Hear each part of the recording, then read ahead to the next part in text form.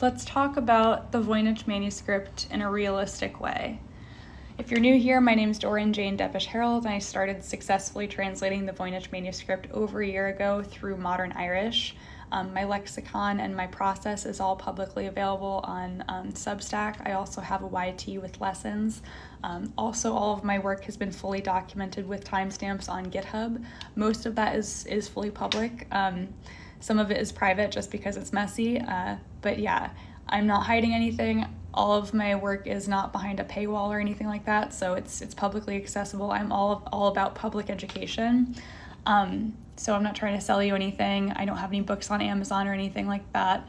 I would not feel comfortable putting anything definitively in writing with any work that has gone this long without being translated. I think it's a very delicate process. I've made so many amazing connections through the translation. I started working with an independent researcher who's helping me with some of the geographical stuff. We just had a meeting earlier today. I posted the video to YouTube, and it's finishing loading up right now, so it should be posted around 4 p.m. EST today. We made some really cool connections today alone. There are some more videos of us talking as well and doing research. But I wanted to talk really quickly about some taxonomies that I haven't included on Substack yet that I'm excited to share with you. So one of the things that made several pages easier to identify the plants was the prefix anth, which is antho, meaning flower. So wherever I would see this prefix, I would know we might be talking about a flower here.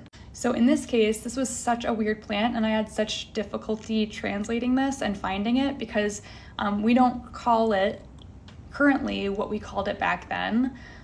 So I was translating here notched fold flower. So the word for notched, and then the prefix anth, and then the word for fold. The word for fold also looks like knowledge, so I thought it was possibly called knowledge flower, but it's notched fold flower. So I was like, oh, this is gonna take forever to find, and it did take forever to find, but I knew that it was somewhat related to, it had notches and there was folding involved, basically. And so I really tried to search for plants specifically that were folded or folding, because fold is such a distinct word here. So I really wanted to find fold flower, something like a fold flower. And I came across this plant that's native to the Mediterranean region, and it also goes by bear's foot, sea dock, gator plant, and sea holly, which Kyra mentioned in the video earlier today that I posted to YouTube. Definitely check that out. But she mentioned sea holly. I didn't even realize that this was also called sea holly. But yeah, so this is Acanthus mollis.